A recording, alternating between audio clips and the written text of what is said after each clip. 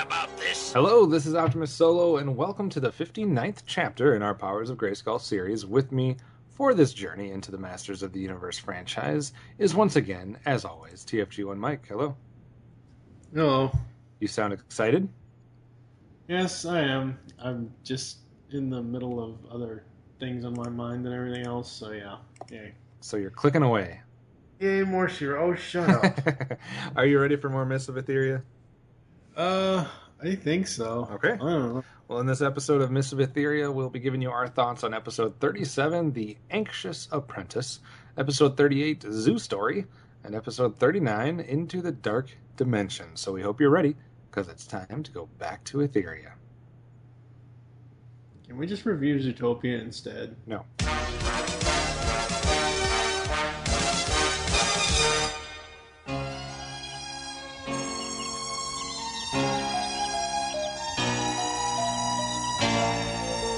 Glowing darkness, glowing light. Make appear my doves of light.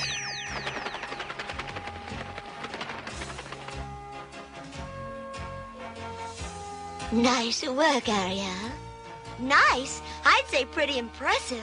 I spent a lot of time practicing that trick. Well, I'd say it was time well spent. Ariel has been my apprentice for a while now, and she's a good student. Custosbella, can I talk to you? Of course, Ariel. What's on your mind? I've been working extra hard lately, and, well, I think I should get a chance to, well, to use the Book of Spells. Ariel? The Book of Spells? Yes, it's one of Mystical's most important treasures. The Book of Spells is a very big responsibility, and I don't think you're ready yet. Not ready? Why, I know twice as many spells as any other apprentice. I think Casta means it's not the number of spells, you know, but the wisdom to know when or when not to use them. Exactly. To give someone too much power before they're ready could be dangerous. Be patient, Ariel. One day, you'll be a fine magician. One day? I'm a fine magician now. I'll prove it. Oh, why are the young always in such a hurry? Oh, were you any different? Well, I guess not. We start today with episode 37, The Anxious Apprentice, which aired Monday, October 28th, 1985. It's how we started our week. Writer was Carol Baxter, and the plot goes something like Castaspella's young apprentice Ariel takes the Book of Spells away, and Scorpia gets a hold of it, and madness ensues. So we have Scorpia and Scorpia's servant. We have Shira, Castaspella, and Swiftwind, with Ariel and then some random Mysticor people. So what did you think about the whole idea that Castaspella has an apprentice and that there's this Book of Spells that we have to kind of play catch with between the different groups? Meh. I mean, haven't we already seen one or two other books of spells? Hasn't Shadow Weaver had one of these things already? I feel like... Or is this supposedly the same book that... I feel like through the Powers of Grayskull series so far, we've seen multiple books show up that have some type of power, spell, or importance. We don't always get a lot of apprentices, though, to our main characters or to our supporting cast, so that's somewhat of a new thing. It's not just some family member visiting or this, that, and the other. Apparently, even though we've never heard about it, Castaspella has apprentices from time to time. Yeah, the only other person I can think of that had an apprentice was, is it Mendor, or who was the scientist dude? Oh, I know what you're talking about. From He-Man. Yeah.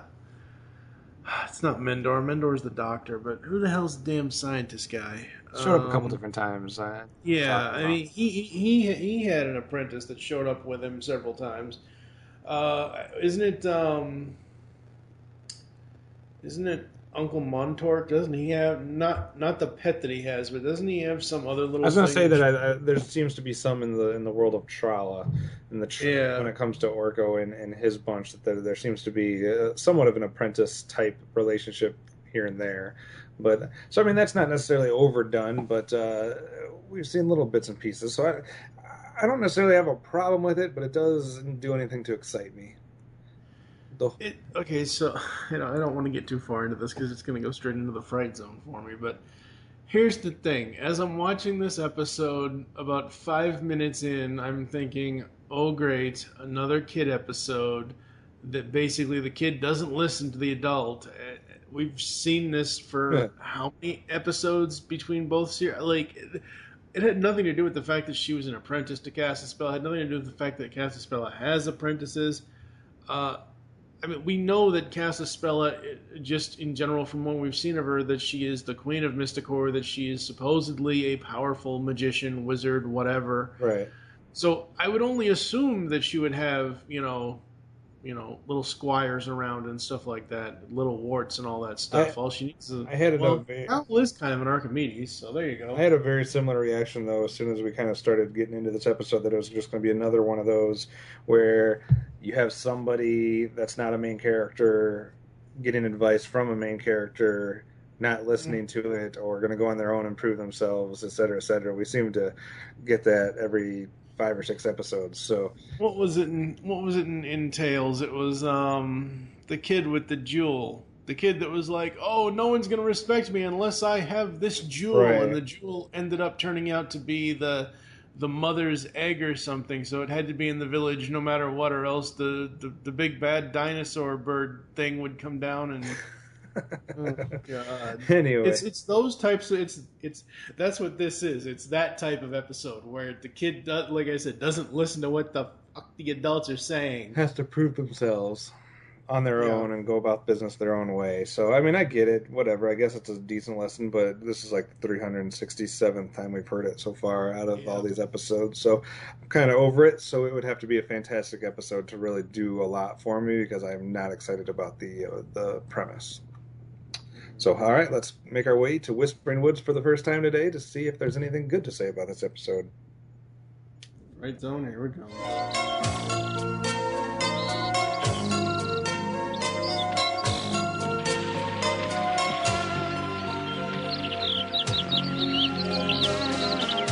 Oh, you poor little things.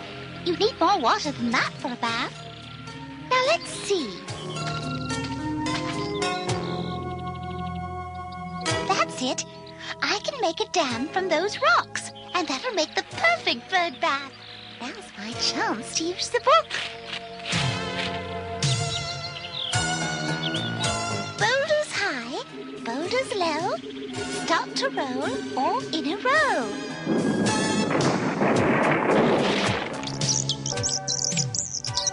Oh, I'm sorry. Now you don't have any place to wash. I guess the spell didn't work. Oh well, practice makes perfect.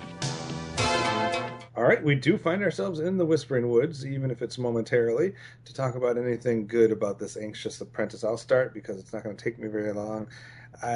2 things for me. Number 1, I do like the idea of apprentices. I like that as a storyline. It's been done a little bit here and there, but not to death yet. And so, I mean, I can get that, and I kind of like it in this world, because we especially haven't seen it too much in the Etheria. And I do think this episode provides for some good character moments, and maybe even a little character development for Scorpia. So, I mean, we get to focus on her a little bit. I do have some other things about that we'll bring up later, but as far as just getting to see her more and getting to see more about what she is and how she works, etc., I do appreciate the episode for that and that alone. What about you? Anything in Whispering Woods? You know how you set out... Okay, so 2 things here, all right? Anyone that's ever been through Kentucky, anyone that's ever been here whatsoever, whether you've been to Louisville or Lexington or wherever, Mammoth Cave, it doesn't matter. From Louisville to Lexington, in the middle is the capital, Frankfurt, for the most part. You drive through Frankfurt, you blink, and you miss the town, essentially. And that's really what Whispering Woods was to me for this one, because I basically have nothing. The other thing I'll compare it to is, have you ever sat down in front of your typewriter or your computer or whatever? Nobody has typewriters anymore. Some people might, but you know what I mean? Like, have you ever just sat down and just opened a blank document and you want to get writing, like, you want to be like Chevy Chase from Funny Farm, writing the next great American novel, and you just can't think of anything to write, and you just sit there staring at a blank screen with a blinking black thing. I've never done that. That's essentially what I was for the Whispering Woods moments. Like, nobody stood out. There were no awesome moments from She-Ra, really. I mean, there was no really cool sword play or anything like that. Castaspella, she's essentially useless. So you're a big fan of this episode? No, not at all. All right, then. Let's make our way to Fright Zone, because I feel like you're going to have more to say. Yeah. What do you got for us? Okay, so Fright Zones, and we already mentioned this in the plot. Gak, another No Listening Kid episode. Gak. Gak, like Nickelodeon? Yeah, something like that. Sweet, that's a good thing. Okay, so we've talked about this for 4 to 5 years now, so you're going to be able to pick up on this. I know, because I've gone camping, I've done outdoorsy stuff in the past when I was a kid, when I was stupid, young, and foolish. I know for a fact. Yeah, let's hold on. What? Back when you were young, what, and foolish? As if... Stupid and foolish. This was back when I was young, stupid, and so foolish. So you're not stupid and foolish now? No. Oh, okay. I thought I was hearing things. Okay. So I know for a fact if you create friction on anything, it will, for the most part, create fire. Okay? And we've talked about this for years now, about how these shows, the Filmation shows, move water, move fire, create water, all that stuff. I'm sorry. One giant rock, no matter how much friction, one giant rock slamming into another giant rock is not going to create fire. I'm going to reserve. I'm sorry, comment. It's just not. Continue. Scorpia. What the hell is wrong with her? Like, we haven't seen Scorpia enough. I didn't even remember her voice. Her voice here sounds like, you know, a low drag queen lounge singer. I mean, seriously, like, what the fuck is wrong with her voice? Tug of war to pull the ground back together. Really? Come on now. And then, I forget who said it. Someone said at the end of the episode, "Oh no, I was wrong." You think? Of course you were wrong. Oh no, I know what it was. It was the kid. She Castaspella was saying that she was wrong, and the kid was. Oh no, I was. Yeah, of course you were wrong. Duh, you dumbass. You like the Fright Zone, don't you? Yeah. All right. Well, in the effort to show the scariness, I guess, of Mike and I doing this for so long, I'm just gonna read off. We have the same notes. I'm just gonna read off my Fright Zone moments word for what I have on the sheet of paper here. Patient's storyline, tired and old. I just worded it different, but you know, the person trying to prove themselves on their own. Second line. So that rock caused a fire? ? All right. Third line. When did Scorpio become retarded sounding? ? Because I never remember her sounding like this ever. Maybe it's been a while since we've seen her on an episode. I honestly don't even remember the last individual. She was on a lot in the first 10 to 12, and then she kind of disappeared. But I still think I would remember hearing that. I don't see. Okay. We both agree that we set aside Secret of the Sword, the first 5. We both agree to that. But it's one of those things where I remember more of Catra than anybody else. I don't remember Scorpia. There was that episode with, I believe it was, Scorpia and Bo, when they had their weird... Oh, okay. Yeah, she was around for 2 or 3 episodes in a row, right then. I do not remember her sounding like this, so I don't know if this is something new that they did, or if I'm going to have to go back and listen to her in an earlier episode. But just wait. It's going to change. It seems like something completely... This podcast, it's not going to sound like it sounded like in this episode. It's just weird. Yeah, it's very weird. I have one added thing that you didn't have here, and I did not screen cap it because I felt too awkward, but...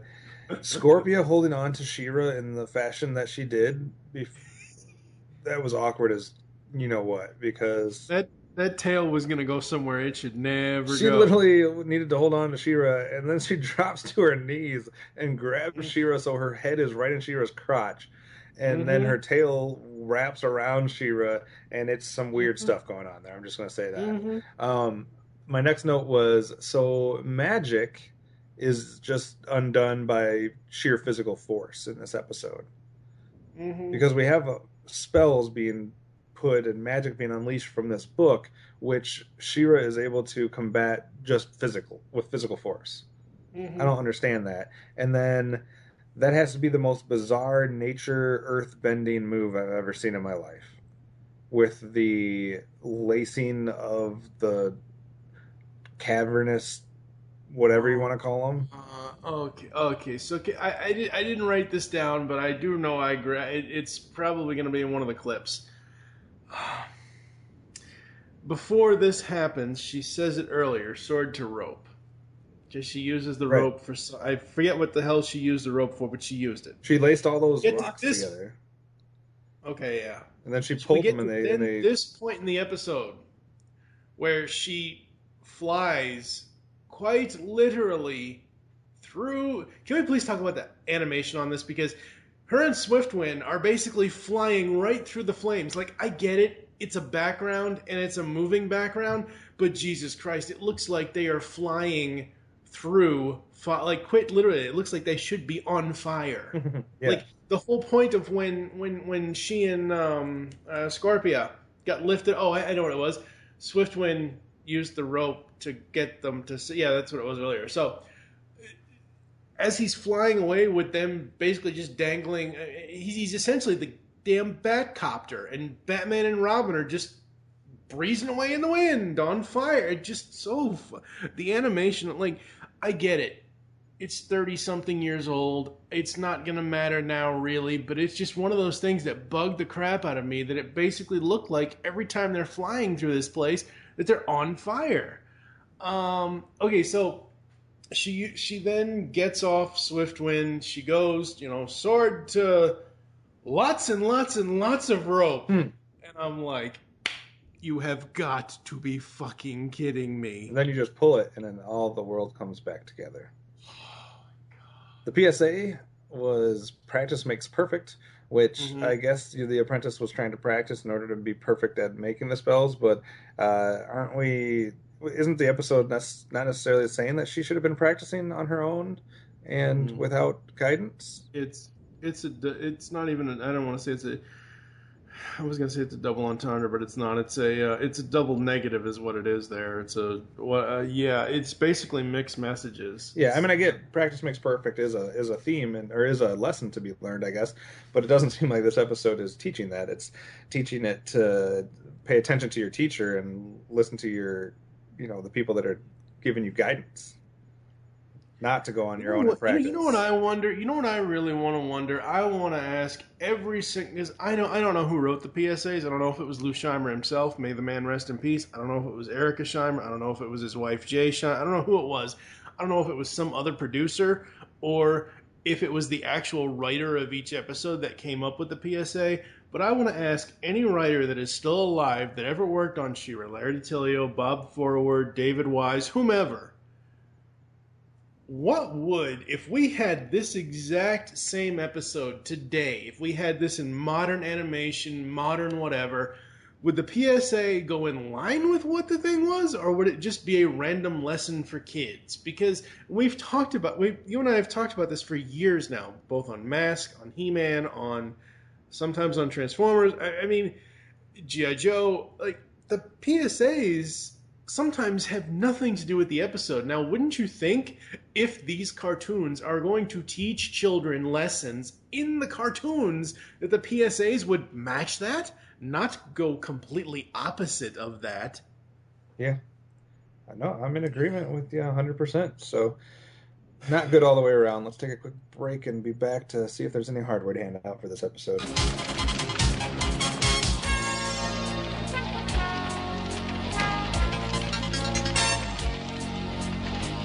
To lots and lots of rope. That's better. All right, our first chance to open up the trophy case and see if there's anything worth taking out of it. What about you? Any horde bats or protection swords for the anxious apprentice? Horde bats to everything.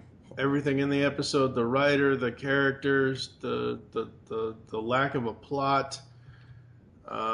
Just horde bats all around for me. I'll give them all out right now.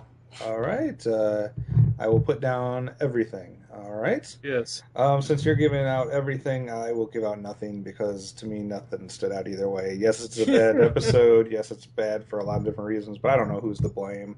I don't know if it's the writer's fault, the director's fault, the people calling the shots behind the scenes. It's a bad episode, but I can't pin it on anybody, so I don't have anything to give out. What about a rating for you? 0. Flat 0. 0.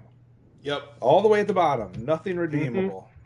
This is an episode I will never, ever watch again. Well, I would never watch this one again either. I'm going to be slightly higher, I guess, than you. I'll give it a 1. And that's just because I do like the fact that we do get to see a little bit more of Scorpia, even if she sounds weird. I did like getting to see more of that character, so I barely give it a 1. Okay, the other reason why I'm giving it a 0, and now I just thought of this. Okay, so the chick, the apprentice chick, Ariel. okay, she, whatever. Ariel. Whatever her name, yeah. Little Mermaid. Thank God she doesn't have a tail and sing to fish and That'd make it lobster. better. What? That would make it better. Yeah. So here's the other thing.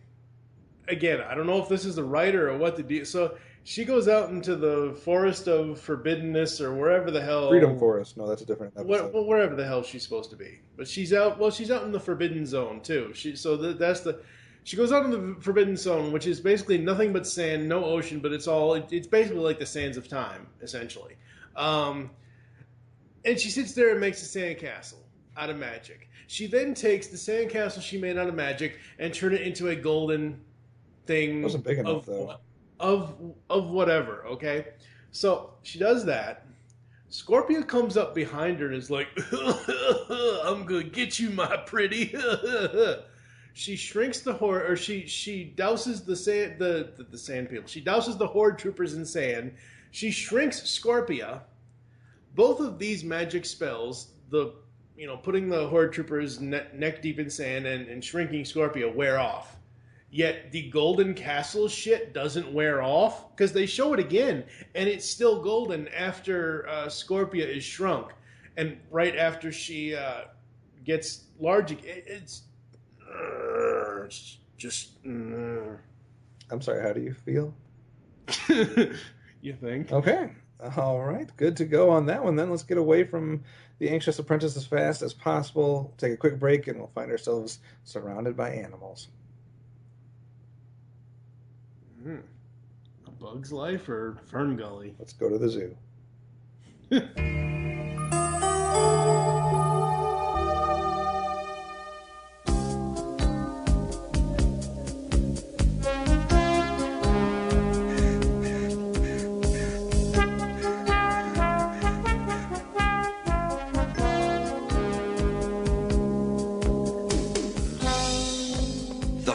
Of freedom. It kind of takes your breath away. It is beautiful.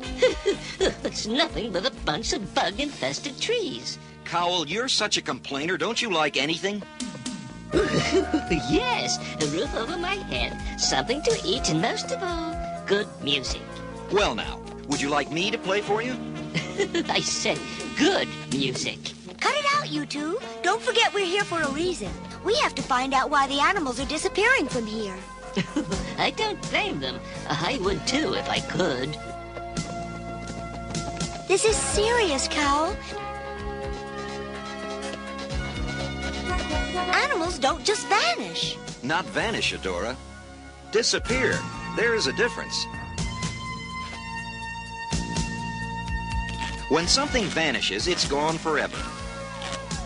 But when it disappears, it has to reappear somewhere else. We just have to figure out where. And the cards? Look under your wing, Cowell. Can't resist showing off, can you, Bo? What's the matter, Cowell? Didn't you like my card trick? Oh, it wasn't bad, but I'll just keep these cards so I won't have to see it again. Look! A crimson scracklebird. So? They're very rare. People used to hunt them for their feathers. Now there aren't many left. Oh, I know how the poor bird feels. There are also very few of my kind left. I'm sorry to hear that, Cowell. Not to worry. One of me is quite enough. Next up today is episode 38, Zoo Story, Air date of Tuesday, October 29th, 1985. Written by Michael Chain. Adora and Bo investigate the disappearance of various animals from the Forest of Freedom and find out they are being taken to Hordax Zoo. Cowl meets a female of his species, Cowla, but both are captured by Voltak, Hordax zookeeper. So we have Voltak, Mantenna, Grizzlor, the Horde troopers, and then on the good side we have She-Ra, Bo, Cowla, and Swiftwind. What did you think about this zoo what do you think about the Horde having a zoo? Well, I'll tell you this. It ain't no beastly sideshow, because that was 10 times better than this. I do like the appearance. Finally, we get the appearance of Voltak. We finally get a somewhat new Horde member that isn't Catra or Scorpia or Leech or Mantan. I mean, Mantan is in this, but and Grizzlor's in this too. But at least we are now meeting one of the other Horde members or one of the other Princess of Power characters that we've been wanting to meet. But he just basically looks like they took Modulok, gave him the Sorceress's wings, and gave him Hordak's chest plate. Like, he's like a mishmash. Like, I swear, those are the Sorceress's wings, right? Or something. I remember seeing those wings somewhere in this series. And I know the Sorceress's wings are a little different, but it just, I don't know. I like the idea of seeing a new Horde member. It's weird to me, like a zoo maybe on Eternia, but on Etheria when we have this rebellion and all these, like, there's not like cities, you don't get the feeling in Etheria as you do with Eternia that you do have a palace and you do have the king and the queen and you do have an evil area, obviously Snake Mountain, etc. But you get the feeling in Eternia that it's a little bit more of like a civilized and structured realm where you have towns and you have cities and you have different groups of people in different places, and it's almost like you could have storylines of the royal palace. Like I said last time in episode 58, they've tried to introduce new. They tried with the troll people. They tried. Yeah, but even with that, I'm not talking about just having groups of people. But I'm saying that in Eternia, you feel like those groups of people are advanced culture. Like, even if they're still more like Little House on the Prairie type people, they have a structure to it. And I get the feel in Etheria, based on how it's presented, that you're in much more of. Okay, take it like this. Maybe this analogy will be better. Look in the Star Wars universe. All right? Mm-hmm. In the Star Wars universe, I think of Eternia as you would think of what's a good example? The main planet that my mind's going blank right now, but like the Alderaan or no, Coruscant. Yeah, Coruscant, Alderaan, one of those types of places. I think of Etheria more like Tatooine or Dagobah or something like that, where you don't have that structure, you don't have that civilized. You have a rebellion that is scattered throughout a forest or a whispering woods, so to speak. You have a fright zone, like an area of the planet that you don't go to, but you don't get the feeling like outside of those two places there's towns and cities, and it's more like it's just this wilderness. Like, there's mountains, there's nature, but there's not like a structure. So to me, when you have these types of plots, it's evident that the writer doesn't know the world if they're creating something like a school or a zoo or things like that. Those are types of things that I would buy in Eternia, but I don't buy in Etheria because it just seems like a different type of environment.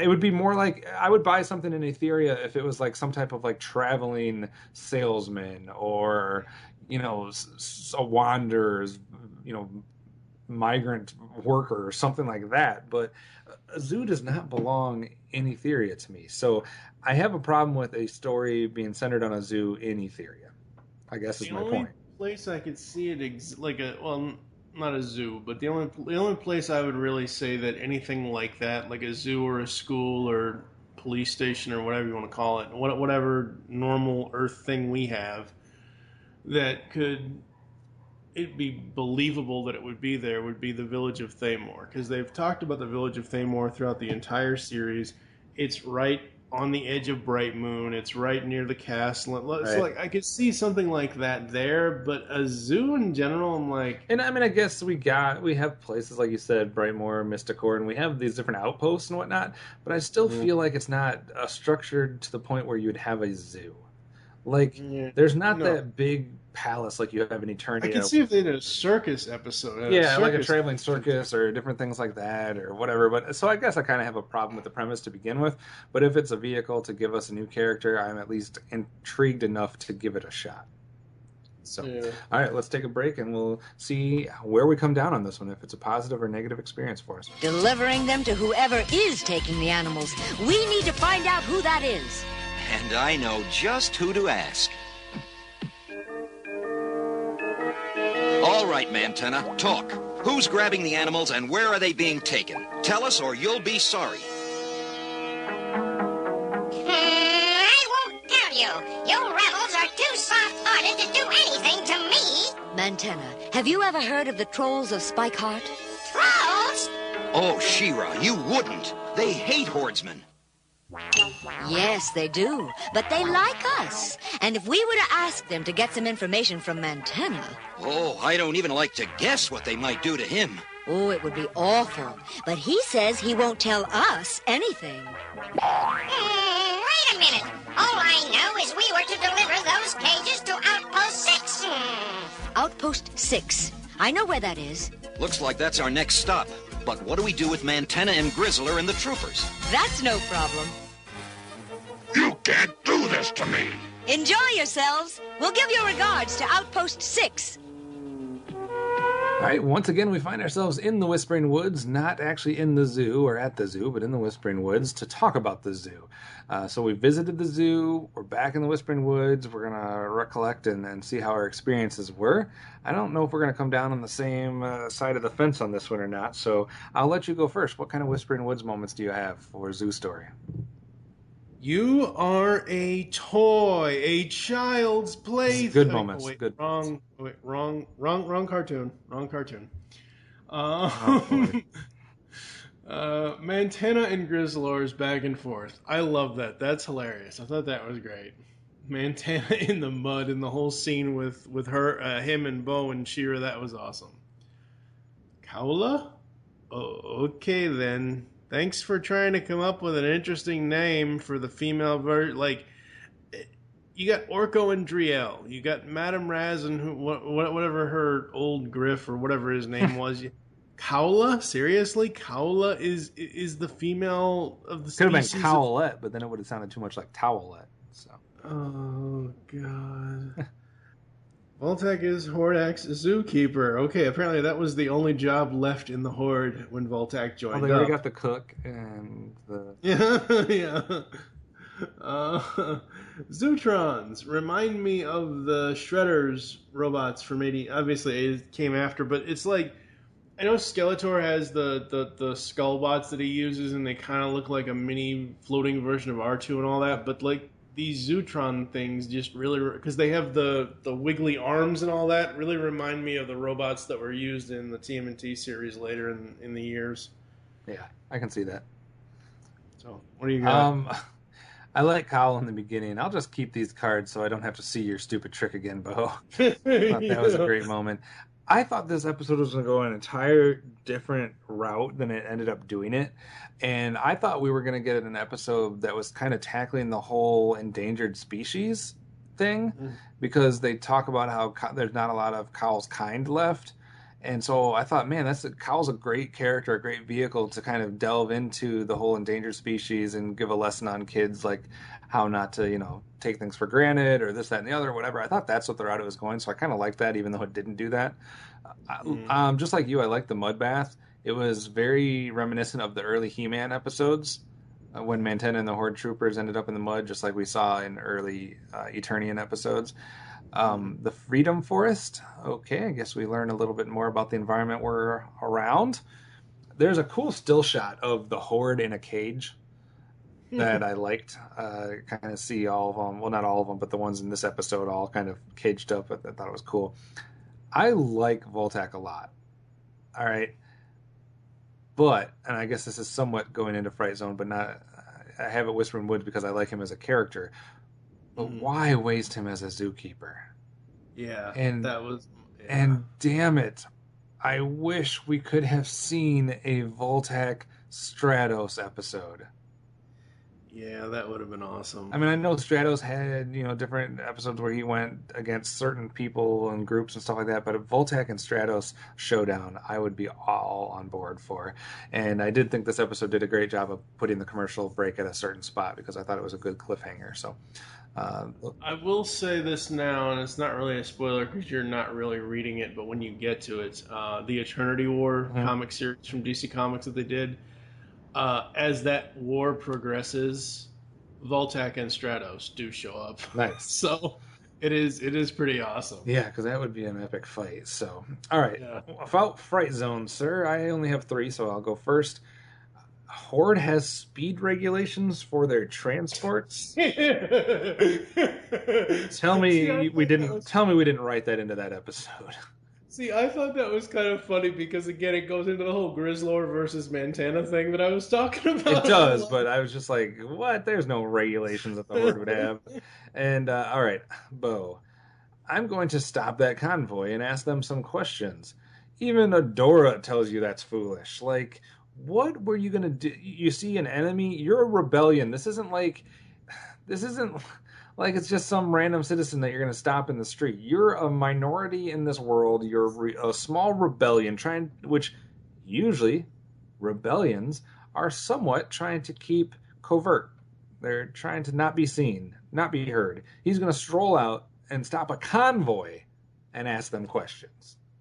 Yeah, he in this episode, he doesn't really he isn't really befitting that old term for certain rebellion members of, scruffy looking nerf herder, because oh my god, is Bo just dumb. Yeah. And then lastly, going back to the fact that I did like the mud bath and that, we got Mantenna and the Horde Trooper in the mud, but they do that and then they go to some other action, about 3-4 minutes worth of other action, and then we go back and he's still sitting in the mud. He couldn't get up. Well, what is going on? What about you? What about Fright Zone moments for you? She-Ra is the Dr. Doolittle of the 80s. Okay, so hear me out on this, because we know that she has the healing power. We know that she has the power to communicate with animals, but the whole alligator scene just felt like it was like, I wish the alligators had vocals or like noises or some, like, can you grab Frank Welker from Sunbow or something? Jim Cummings on that one. Something, because it was just one of those things where she's talking to them and all you see them do is nod their heads, and all I can think of is, oh my god, where's Will Smith when you really need a Men in Black nod your heads? Oh god. But yeah, apparently she's the Dr. Doolittle of the 80s. I like it. Anything else? Mm-mm. All right, final thought was appreciate freedom, I guess, and stop to smell the roses. That's what I got out of that. Mm-hmm. So appreciate your freedom. Roses, sunsets, and... Appreciate your freedom, otherwise you'll end up in a zoo that more resembles a jail. Yeah. Mm-hmm. All right, we're going to take a quick break and see where we come down as far as awards and rankings for the zoo story. Zootopia is better. I think there's a zoo animal in your background there. Hello? Who's that?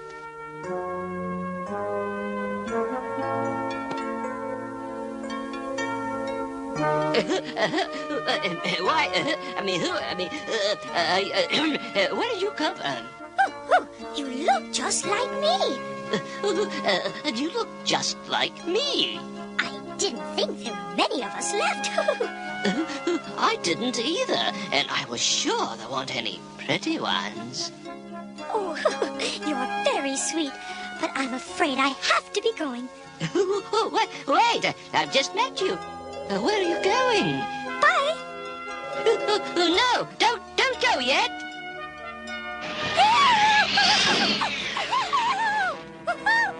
Come back. Where are you?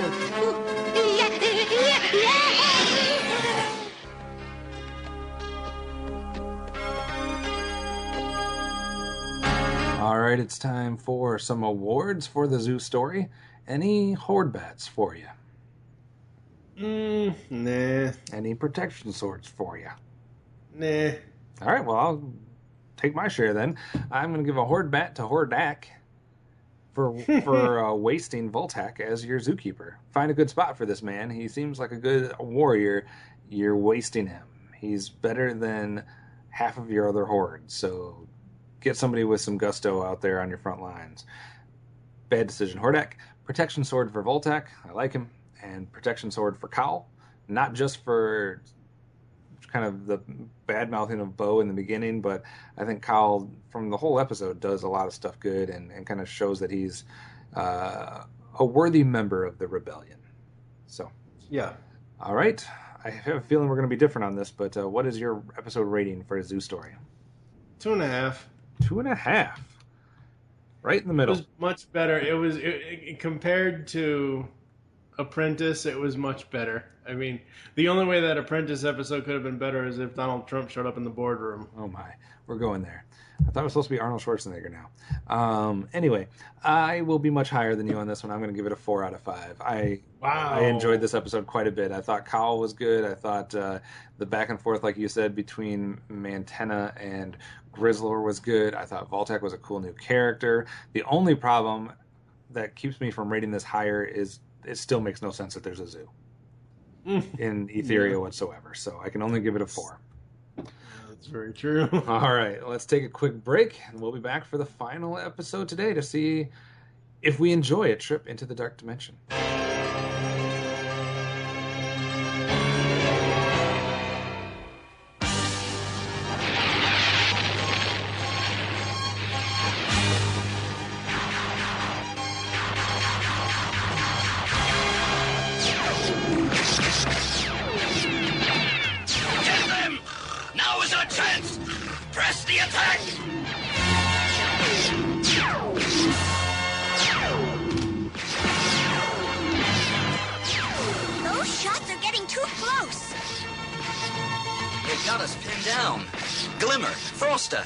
Even Madame Raz. No, I think it was Razzle Dazzle. Make 'em frazzle. Oh, dearie Molly. Wait a minute. Wreck 'em. Oh, dearie Molly. That's it. Keep firing. We got 'em pinned down. Well, I've had just about as much of this as I can take.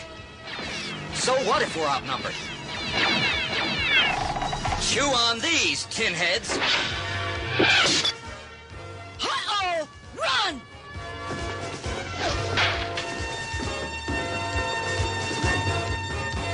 Ah, the sound of retreating hordemen. It's music to my ears. If I were you, Bo, I wouldn't relax yet. Look! Terrific. Just whose bright idea was it to lead a direct attack on the fright zone anyway? Yours. It's the last thing they'd expect, you said. You'd have to be crazy to try something like this, you said. Well, I was right, wasn't I?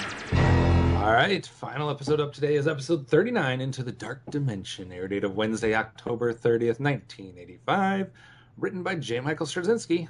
She-Ra and Hordak are pulled into a dark dimension thanks to Catra and Shadow Weaver's combined bumbling. There, the Dark One challenges them to find a way out. But to do so, the sworn enemies may have to work together. The classic enemy-hero work-together episode. We have Hordak, Catra, Shadow Weaver, Scorpia, and some Horde troopers. We have She-Ra, Bo, Madame Raz, and Cowl. And then, of course, the Dark One and some weird monkey thing. So what did you think about this episode that basically isolates She-Ra and Hordak from the rest of the group and their adventure to try to get back to Etheria? Did you say the Dark One is some weird monkey thing? The Dark One and some weird monkey that showed up.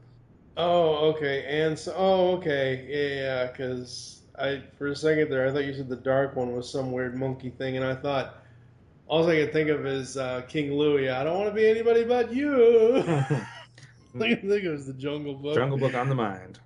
That's right. Let's see. I dug this one. I thought this one was pretty interesting because it's not often, if ever, that we will get an episode where, like, in He-Man, there were always episodes where it was just He-Man and Skeletor. Like, there was several episodes where they went into various dimensions and fought each other, and this is like the first time that we've had that with She-Ra. The only problem I have with the not really the execution, but the way the plot goes is they basically say, okay, She-Ra's a Democrat, Hordak's a Republican because he hates everything. Whatever. It's like she's on one extreme and he's on the other. And it's just like, seriously, they're going to considerably beat us over the head with that message of, oh my, First the Trump like, round for reference. Now we're talking about Democrats and Republicans. I'm You've been just watching saying. a little bit too much Fox News, I think. No, not really. Are you kidding me? I don't watch Fox News. Good. I get my news from the internet, the other good source. But no, I mean, it's just one of those things where you have one extreme or the other, and they basically say that She-Ra's extreme is good. Don't get me wrong. Her methods and her ways of doing things are correct compared to Hordak's, but I don't know. It just seemed like they were basically just trying to make him more of a villain than we already know him to be. Yeah. I don't know. I like the premise, though. I like you said, I like the idea of an isolated episode where we just get to see Hordak and She-Ra kind of pit against each other, talk, discuss, fight, argue, whatever it might be. So I'm on board based on the premise. It's just one of those it's going to come down to, is it executed in a way that makes it different or entertaining or not? Because I'm on board based on the premise alone. So, all right, let's take a quick break and see how many Whispering Woods or Fright Zone moments we can muster in the Dark Dimension. Thank you! You heard me, Hordak. Call off your troopers, or I'll bring this whole place down around those metal ears of yours. Go ahead and try.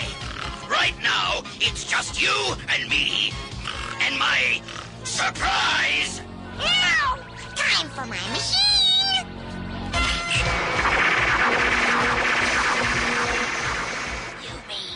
My you to cast my spell. No, not both of you. Stop! Stop!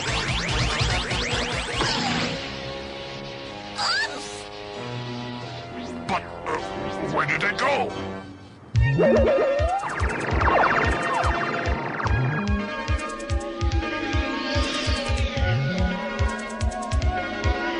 Great going, Hordak. Looks like that little surprise of yours tore a hole open in space and time and pulled us into a dimensional void. And what does that mean? It means that I don't know where we are, I don't know where we're going, and we won't know where we are when we get there.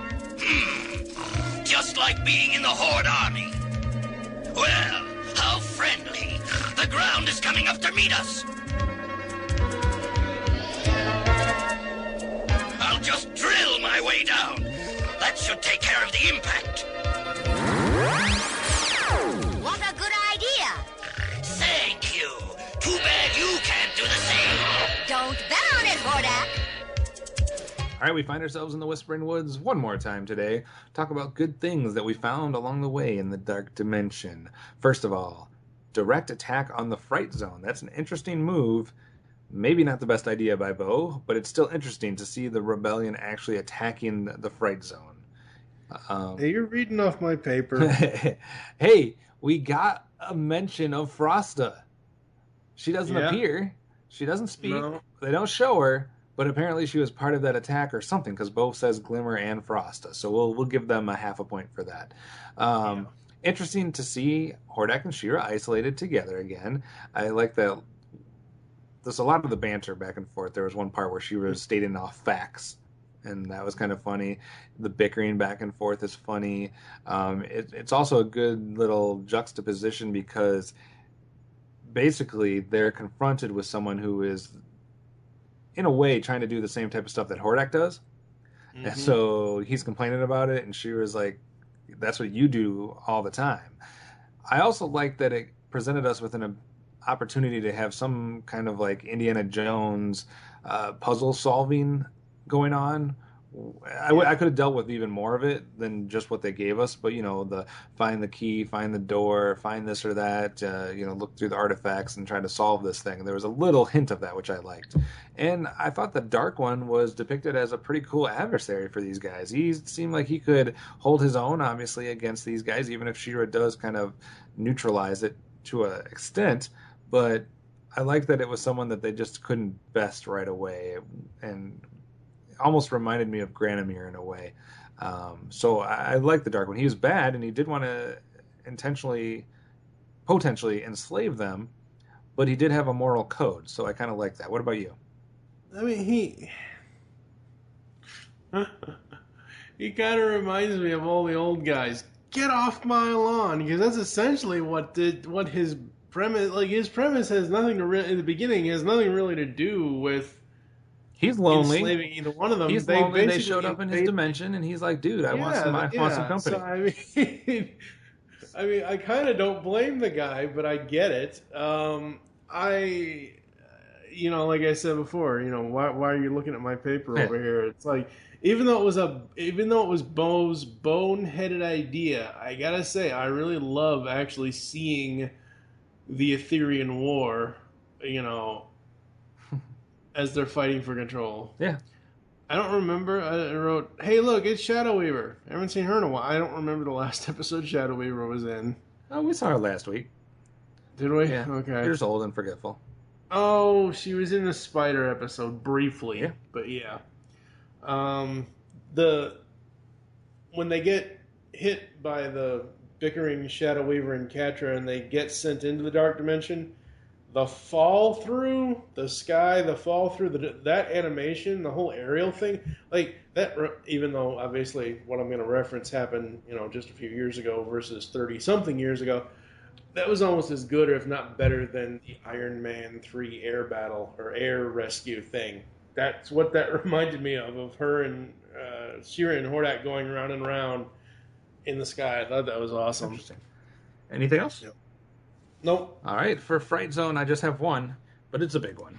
At one point through their little maze that they're trying to solve, I mentioned that there was a monkey character, and the monkey character wants some berries that are hanging above his head that he cannot reach. And She-Ra says, "Well, I can't reach them. My sword cannot reach them." So Hordak has to turn his arm into a garden shear and cut them so they fall for the monkey. Wait a second. So now you can't turn your sword into anything? I know, right? You do it every episode to our chagrin, and now when it's finally actually something that legitimately needs you to turn it into one of 1,000 things that could get these berries down, you need Hordak. Yeah. She could have done the boomerang throw, the one you hate all the time. She could have done anything. Rope, anything. Yep. Like, sword into garden shear. That's what Hordak did. So stop with the nonsense. Know your character. Don't be J. Michael Straczynski should know this, because She-Ra has done this in episodes that he has written before. So She-Ra has the ability to turn her sword into just about anything she wants, including the handcuffs and a tennis racket.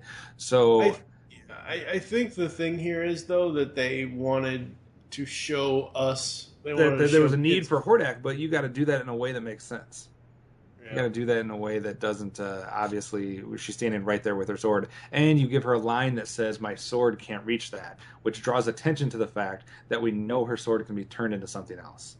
So that was my big one. Anything for you? Honestly, no. Okay. I mean, I like this episode, but I'm sorry, episode 37 just really killed all my negativity for anything else. Cheer up, like Charlie. This one. It's not the best episode, but it's very interesting and intriguing, and for the PSA, this is what we're going to do with, all right? We have expressed our opinions and our thoughts on the PSAs numerous times now, especially in recent episodes. So we're not going to comment on the PSA at all. You're not allowed to react. You're not allowed to comment. All I'm going to do is say, listen to everything we just talked about this episode, and the PSA was about drugs. Okay, so moving on. Nothing to do with the episode. Audio break is scheduled now, so we're going to take a quick break, and for the last time, come back and see if there's any last-second trophies that we want to hand out before we close this episode. Yeah, I didn't even watch the PSA for this one. I just stopped it as soon as the episode was over. It literally is talking about people trying to talk you into doing drugs. Oh, God. Well, at least we didn't have another drug episode like we did in He-Man with Cal Marzo.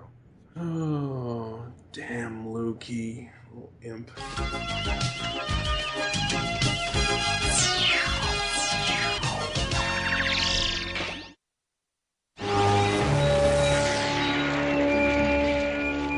This is your last chance, rebels. Tell me what you have done with Horak. Us? What have you done with She-Ra? Now, there they are. But what are all of you still doing here? Still? But, Great Hordak, you're only missing for a few minutes. A few minutes? I guess time must work very differently where the Dark One lives.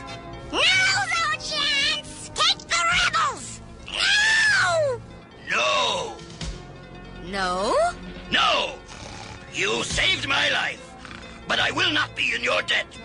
I am, therefore, repaying you now. We will not fight this day. You may go in peace this time. But when next we meet, beware. Wait, now's our chance if we take advantage of it. No, Bo. Even Hordak, it would seem, has a sense of honor, however twisted. We must honor that. I still don't understand it. Why did she do it? She could have left me there, and she didn't. Why? Why? Besides, who knows? If he dwells on it long enough, maybe he'll figure it out. Maybe he'll understand. And then, Bo, we'll have won the greatest battle of them all. Now, come on. Let's go home. All right, last chance, Mike. What do you got? A Horde Bat or a Protection Sword for the Dark Dimension? Nothing? I'll give Hordak and She-Ra a protection sword. I like their banter back and forth. There was one point where she was going on and on and on and on and on, and he did one of those double takes. Like, hey, what did you say? Huh. Nothing, Hordak. Nothing. Sorry. Yeah.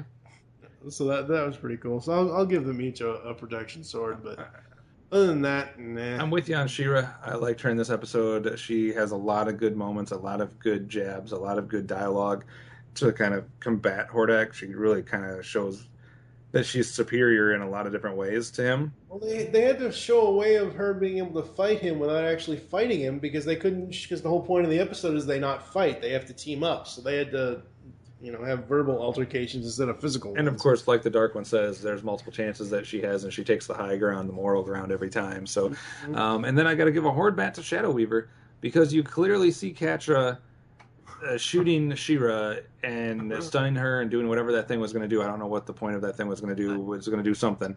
But I get that you wanted to try your thing too, but if you clearly see that you have the one person that you're after in the middle of some type of stun ray or whatever, you shooting your thing off is retarded.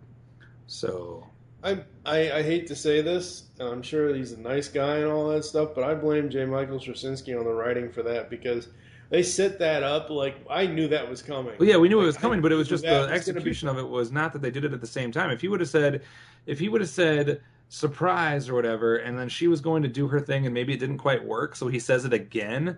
So then Shadow Weaver's like, oh, well, it must be me, and then she does it and they do it at the same time. That would have been perfect. But it wasn't like that. The one clearly shoots and has She-Ra, and then the other one does it even though she acknowledges that the other one has already done it. So it was just bad execution on that part. As far as ratings go, what do you give this one out of 5? Compared to the other two episodes, I'll give it a 3.5. All right. I am on board with you. I give it a 4 out of 5. I'm a little bit higher. Again, my biggest problem is first, some just minor things that we're overlooking in the writing of what's going on here, especially with She-Ra not being able to turn her sword into something else.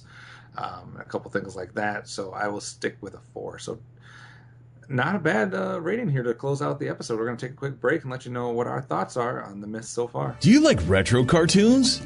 Then Saturday Morning Rewind is the podcast for you. Join them each month as they talk about classic cartoons and interview legendary voice actors like Jim Cummings. I am the terror that flaps in the night. Corey Burton. Sometimes things can be so flighty. Rob Paulson. Sure, Brain, but how are we going to find chaps our size? Nancy Cartwright and many more. Eat my shorts. So grab a bowl of Lucky Charms. They're magically delicious. Put on your hammer pants. Go to SaturdayMorningRewind.com. And be prepared to feel like a kid again. Once again, that's SaturdayMorningRewind.com. Saturday Morning Rewind was voted Best Podcast Ever by its host, Tim Nidell. So it's gotta be good. Because the world needs another movie podcast. The Geekcast Radio Network presents for your listening pleasure the Cinema Geek. Hosted by Amanda, Kevin, Matt, and Dan. Each week we dive headfirst in the landscape of movies as we discuss movie news, play movie games, go in-depth on reviews, and even have a top 10 countdown or two. Also, don't miss our Director Retrospective series, where we review noted directors' movies, film by film. Bottom line is, if you love movies and love podcasts, you need to experience the Cinema Geeks. You can find us on iTunes, Blog Talk Radio, or GeekCastRadio.com. We brought the entire convention center to the brink of an inter-genre geek war. Okay, Michael, if we're going to tackle this podcast thing, we've got to do something really special. It has to be cool, daily, in audio form, and undetectable by radar. Something that screams summer. I know, let's do a Phineas and Ferb review podcast. We'll call it the Podcast Organization Without a Cool Acronym, or POGS for short. What do you think?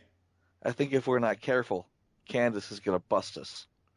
You can find Palka on the Geekcast Radio Network, iTunes, Blog Talk Radio, and all of the other methods you find podcasts. We'll give you the whole seat, but you'll only need the edge. So we're almost up to episode 40 out of 93. Next time around we'll have episodes 41 to 42. What are we thinking after watching these three, Sarah? Well, I mean, honestly, it started with a bad taste in my mouth with the Anxious Apprentice or whatever, but honestly, the second two episodes I gave forwards on. I liked Voltec, especially being able to see what we've been asking for with another character, etc. But yeah, I mean, it's still kind of teetering on that give me something or do something so I don't feel like you're just recycling stuff over and over again that we've seen. And, you know, I get it that maybe not everybody that they're trying to target in this day and time when they were airing these episodes had seen all of the He-Man episodes. But for someone who has just recently watched all the He-Man episodes, anytime you're playing on a theme that we saw 2, 3, 4, 5 times in He-Man, makes it even expounded that much worse here. So I need some differences. I need something to step out and show something. I need to see freaking Frosta and Flutterina or whatever, Butterfly Arena and Peekaboo and all these other damn toys that I know existed. Like, give me something, please, for the love of God. Here's the thing for me at this point, where, like I said, next week we'll be doing episode 40 of the cartoon, but it's one of those things where we're almost 40 episodes into this show, and other than the overtly negative sexual connotations towards men versus towards women, like trying to do the whole girl power, like women are better than men in this show, I see nothing in this that's empowering for girls. Absolutely nothing. Even the Sorcerer's Apprentice or the Anxious or whatever that, like, they could have written that episode to be very empowering towards young girls in the 80s. I see none of that. Like, hell, every episode of Gem is more empowering than that one episode. And it's just one of those things where it's like I thought the whole point of this series was to create something for an action show for girls. And I see zero, like, the action stuff is pretty much for guys as far as I can see. And maybe I'm reading too much into this. Hopefully someone can comment and let me know if I'm overanalyzing this, but Jesus Christ, is like, where's the stuff for girls in this? Because this doesn't seem like a really girly show to me at all. I guess I'm not a good person to answer that because I don't know what it would mean to be empowering for a girl or how I would recognize that. I mean, I think She-Ra as just a general character is empowering in a way, but I don't know if you're talking about... She is. I'm saying the plots aren't. Yeah, and that's why I'm not sure what kind of plot would be, so I don't know how to answer that. So, yeah, I just need more characters, more backstories, more... Same stuff I've been harping on for 150 episodes. I think we'll be harping on that until the very final episode of this part of Powers of Grayskull series. We'll see. So. I mean, we're nearing the halfway point of the actual She-Ra series, so we'll have to see. I mean, there was more toys to introduce at some point, I'm sure. Yep. Thank you for listening to the Myths of Etheria. If you'd like to get in contact with us or leave feedback for the show, there are several ways to do so. Visit the website, geekcastradio.com, where you can comment on this and all of our other episode posts. Leave the show's feedback in iTunes. Please do this. Follow us on Twitter at GeekCastRadio is the network Twitter. You can follow at Pow of Grayskull for the show. Mine is TFG1Mike. What is your Twitter? At OptimusSolo. Become a fan on Facebook. Go to facebook.com/Geekcast Radio Network. Call the voicemail line, 502-526-5821. Please tell us the show you're leaving the message for and your name. We hope you enjoyed the Myths today, and don't forget to join us in our next adventure when we will take a look at the next 3 episodes of She-Ra, which are Treasures of the First Ones, Glimmer's Story, and Enemy with My Face. Any faces? So, Enemy with My Face. Let's see, we can get Will Smith, Nicolas Cage, John Travolta, Gene Hackman. There you go. So you got Enemy of the State versus Face Off right there. That is a terrible reference. I know, right? Anyways. For now, I have TFG1Mike with the non-referencing OptimusSolo. By the power and for the honor of Grayskull, you all have the power. Bye now, see you next time!